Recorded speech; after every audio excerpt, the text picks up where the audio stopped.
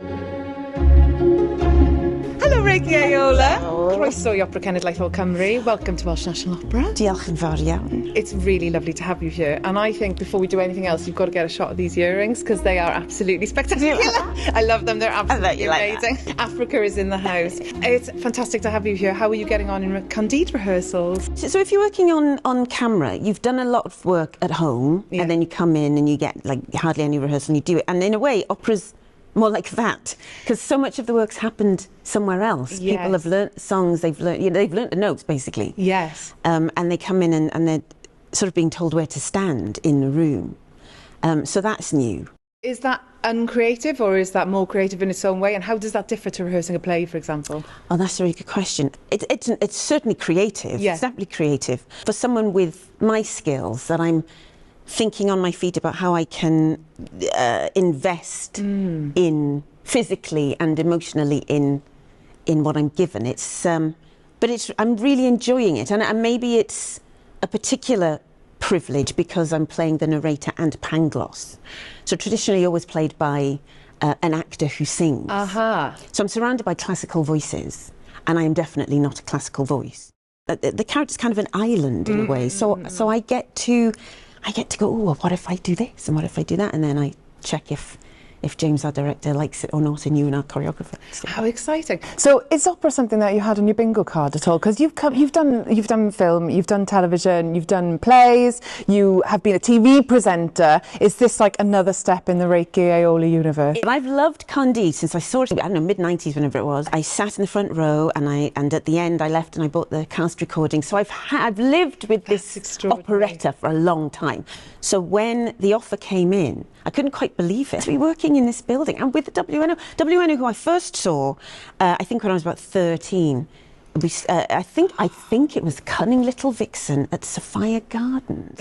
Do you remember what your first memory was of coming across opera or classical music or the operatic voice? The first classical voice I heard in the room was Rosemary Joshua, who was also an Ely girl. She was 3 years up from me at Glan Ely High School, and I think the first carol concert. So I'm sort of 11, going on 12. And she's there, and I'd never heard a classical voice up close before, and I fell in love with her and her voice. And I used to, whenever I saw her in the corridor, I was like, hi, Rosemary. Oh, I worshipped her. I'm from Port Talbot, and like Ely, Port Talbot's kind of quite maligned, kind of, you know, and stereotyped part of Wales. But like Ely, there's this massive amount of talent that's come out of Port Talbot. Why on earth is the talent kind of proliferating in these ways, in these areas, do you think? Well, I don't know that it is, to be honest. I think if you have an individual like, I suppose, like Rosemary and someone like me who I just knew there was something I wanted. There was something I wanted, and you know, I saw Barbara Streisand in Hello Dolly on television. I thought, oh, I want to do that. At 8 years old, I want to do that. and maybe you have to have a sense of rebellion.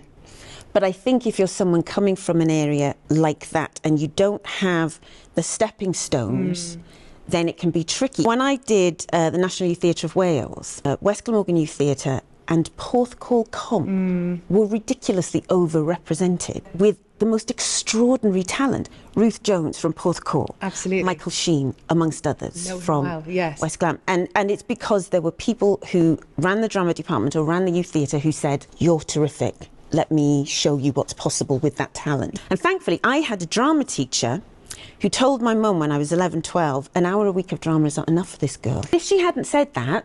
You wouldn't have had a clue. I remember I worked with some kids from Ely once and they really wanted to get into drama, but they just had no idea where or how they would do it. Yeah. And they had no idea that even though they could be so close to a youth theatre down the road, that actually... if you don't know about it, you don't have someone pushing you in that direction. Absolutely. How do you know? It's a different universe. How do you know? How do you know you're allowed in? Do you think kids these days have got the same opportunity? I don't know how you get in now, but it'll cost you 25 quid. Absolutely. Every Saturday. Yeah, amen. It's not 50 pence. So the opportunity's there if your parents have the money. My time at the National Youth Theatre of Wales and then my time at Royal Welsh College of Music and Drama was funded by the council. Yeah, right. You know, I had a full grant down to the last penny. I'm now running WNO, but the only reason I could get to this this point in my life was education was free, youth theatre was free, there were orchestras and choirs in my schools, you know, that provision was everywhere. And I do worry about what happens now. One of the things that I absolutely loved when you played Persephone in Chaos, of which I'm a massive fangirl, was that you did it with a Cardiff accent. And I just thought that was something you never see from Welsh actors, because I think we tend to see a very specific portrayal of Welsh people in the media, and actually to hear a proper Cardiff accent was just so thrilling and exciting. Is Cardiff important to you now as a performer? It's wonderful to finally be able to use my own accent. I mean, for so long, people would say I'd really sit in my sort of Cardiff Sound, and people would either say, "What is that?" or they'd say, "Could she just be more Welsh?" Right. Or they'd go, "I thought we were making her Welsh." And I go, this is Welsh. It's not one of the lovely lyrical accents that you're used to. Absolutely. It's not under milk wood, baby. Thank you. So I never got to use it. I think if I do a self-tape with a Cardiff accent, that just confuses it. A whole bunch of execs get really confused by that. Yeah, right. What is that? Where's she meant to be from? What are we playing? Yeah. But now, once I've got the job, I'm going, how about this? Like I said, just a total joy to hear a Cardiff accent coming out of Netflix. I know, right? Yeah. Do you know what I mean? Absolutely. Exactly. Amazing. Right, everyone gets lambasted in this operetta. And the things that it's saying about how humans treat each other, it's really on point to be saying right now, you know what, even though this is based on a book from when, we haven't evolved at all. We're just surrounded by technology and bigger guns and bigger bombs. But our mentality hasn't moved on from when Candide was written. It's a shame that it's so relevant. Yeah, right. Why is it still relevant? It really shouldn't be. We should be looking at it going, my goodness, do people behave like that? Yeah.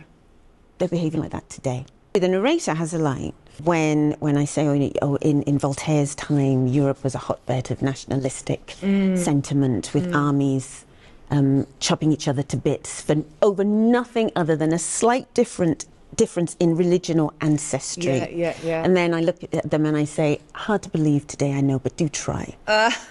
Right? That's got a different bite today. It's got, hasn't it though? Yeah. Candide should not be relevant, but it's more relevant today. People should come to the theatre because we have to find the light.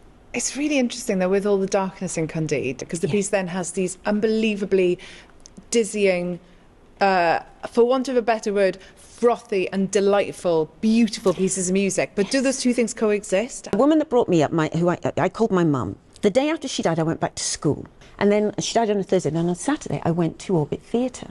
Wow. And I rehearsed the play and I think we were doing salad days. Look at me, yo, look One at of me, the yo. frothiest, You know what I mean? most delightful shows ever made. I'm looking for a piano, yes, a piano. Yeah. I went to Orbit, and I went for about the next 4 weeks until someone said, is your mum coming to see the play? And I went, oh, didn't I tell you? Oh, my God. So there was no sense in that room that I was grieving the most unbelievable loss. That's how life is. And a friend of mine died recently, and at her funeral we played bingo because she loved bingo, and we laughed about that because that's how life is. So yes, you can have awful things happen to you personally, but still be able to find the light in the memory of that person, or just the light in the flowers, or the baby being born, or whatever it is. Or in someone singing to you. In someone singing. And so that's what's in this production, that you're being hopefully forced to think of the terrible things that humans can do to each other, and then understand how even out of that, this beautiful music can exist and touch your heart and make you laugh and make you cry with the joy of it. How extraordinary. I think that's a nice place to finish.